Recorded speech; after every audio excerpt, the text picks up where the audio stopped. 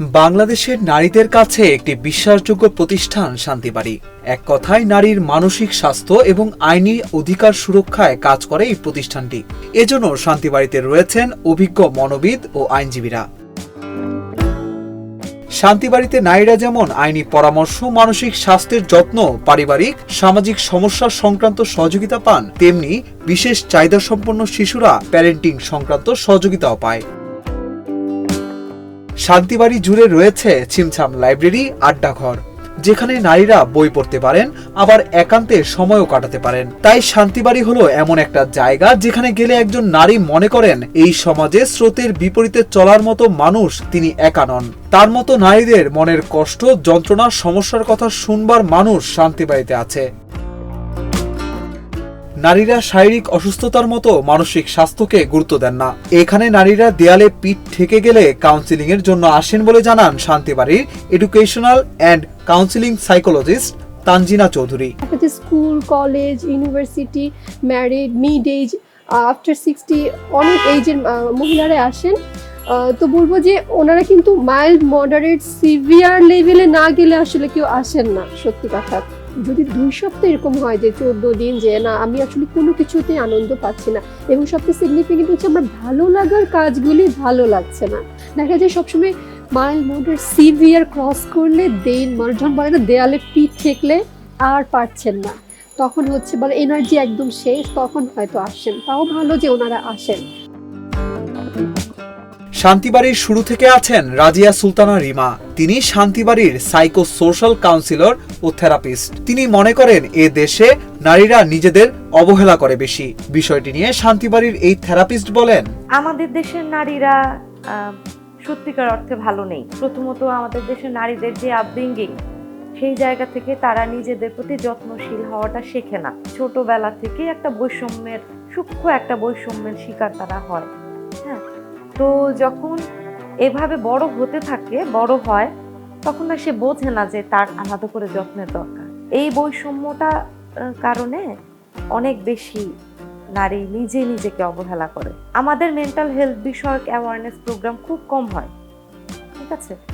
তো যেমন শান্তিবাড়ি এখন করছে, আমরা কিন্তু নিয়মিত নানা রকমের প্রোগ্রাম করছি, নারীদেরকে উদ্বুদ্ধ করছি তার নিজের ব্যাপারে যত্নশীল হওয়ার জন্য, মনের যত্ন নেওয়ার ক্ষেত্রে। তো এই জায়গাটাকে গুরুত্বর সাথে দেখা উচিত এবং এটা যে গুরুত্বপূর্ণ এটা জানানো উচিত। এ দেশে নারীরা যেমন বৈষম্যের শিকার হন, তেমনি নির্যাতনের শিকারও কম হচ্ছেন না।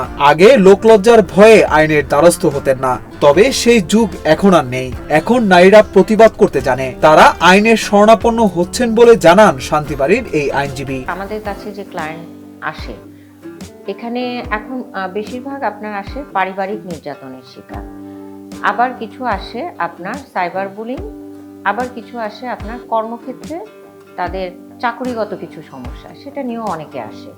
তো আমাদের দেশের যে অবস্থা বর্তমানে কিংবা আগেও আমরা দেখেছি, নারীর প্রতি সহিংসতা বলেন, বৈষম্য বলেন কিংবা বঞ্চনা, নিগৃহ, নিপীড়ন সব কিছুই কিন্তু অনেক বেশি। শুরুর দিকে এই বিষয়গুলো এরকম ছিল যে নারীরা যে এত বৈষম্যের শিকার হচ্ছে, নিপীড়নের শিকার হচ্ছে, অত্যাচারের শিকার হচ্ছে, তারা কিন্তু আইনগত সহায়তার জন্য খুব বেশি আপনার আদালতের শরণাপন্ন হতো না।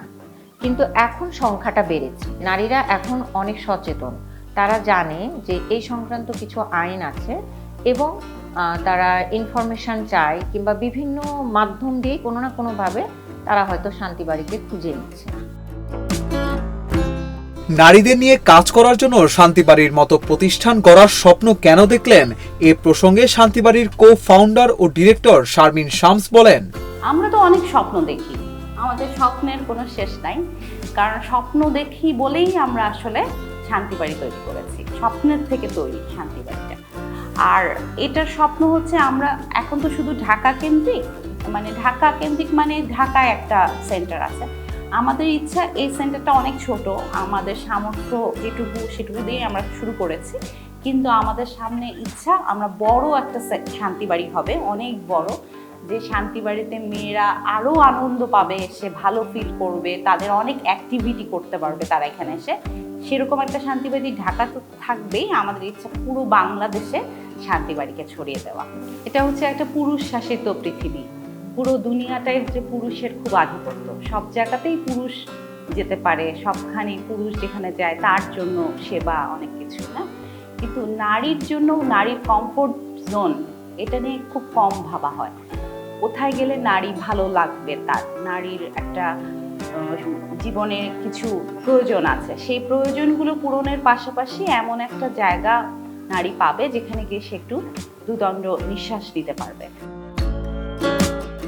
শান্তিবাড়ির কো-ফাউন্ডার ও ডিরেক্টর সুমি শাহাবুদ্দিনের মতে শান্তিবাড়ি করার মূল উদ্দেশ্য হচ্ছে যাতে নারীরা এখানে এসে শান্তি পান। শান্তিবাড়িতে যারা আসেন তাদের কাছে আমরা আসলে সেই মেসেজটাই পৌঁছে দেওয়ার চেষ্টা করি যে আসলে আমরা কিভাবে ভালো থাকি, কখন ভালো থাকি, একটা নতুন কাপড় পরে ভালো থাকি, না একটু কোথাও বেড়াতে গেলাম, একটু চুল কাটলাম, কি তাতেই কি ভালো থাকি, কিংবা বন্ধুদের সাথে একটু আড্ডা দিলাম তাতেই কি শুধু ভালো থাকি? হ্যাঁ, ভালো থাকি, এসবে আমরা ভালো থাকি, এটা প্রত্যেক মানুষই একটা আলাদা, নিজের কাজের বাইরে আরও একটা অন্য কিছু করলে আমরা ভালো থাকি। কিন্তু আসলে ভালো থাকার জন্য নারীকে নির্ভরশীল, আত্মনির্ভরশীল, আর্থিক নির্ভরশীল হতে হবে। সেই জায়গাটাই আমরা প্রত্যেকটা মেয়েকে খুবই সাবলীলভাবে, বন্ধুসুলভভাবে, পরিবারের একটা অংশ হয়ে আমরা শান্তিবাড়িতে যারা আছি চেষ্টা করি আমাদের এখানে যারা আসেন তাদেরকে সেই বিষয়টা বুঝায় বা কখনো কখনো গল্পের ছলে, কখনো কাউকে কখনো কখনো আমি বিশেষ করে কখনো কখনো আমি কাউকে ধমকও দিয়ে ফেলি যে কি তুমি কেন এগুলো বোঝো না, কেন নিজেকে এভাবে গুটিসুটি করে রাখো, হ্যাঁ, বা আদর করে কখনো বলি। তো এই জায়গাগুলো আসলে আমরা শান্তিবাড়িতে সেই চেষ্টাটা করি। আমরা পরিবার মনে করি যে নারীটা আমাদের কাছে আসে, আমাদের মনে হয় শান্তিবাড়ি একটা পরিবার, সে একটা পরিবারের অংশ, আমরা তার পরিবারের একটা অংশ হয়ে যাই এবং তারাও আমাদের একটা পরিবারের অংশ হয়ে যায়, কারণ এটা শান্তি বাড়ি। 2022 সালে 5 জন কো-ফাউন্ডার ও ডিরেক্টরের হাত ধরে শান্তিবাড়ির যাত্রা শুরু। প্রতিষ্ঠানটির 5 জন কো-ফাউন্ডার ও ডিরেক্টর হলেন শারমিন শামস, সুমি শাহাবুদ্দিন, নাহিদ শামস, কিশোর জাবিন ও অপরাজিতা গোস্বামী।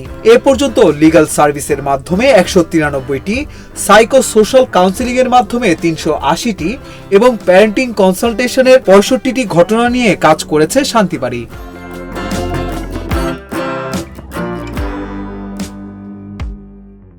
আর নয় ভয়, এখনই সময়। 50টিরও বেশি কোর্স করুন একদম ফ্রিতে। আজই রেজিস্ট্রেশন করে এগিয়ে যান স্বপ্ন পূরণের পথে। ভিট কনফিডেন্স একাডেমি।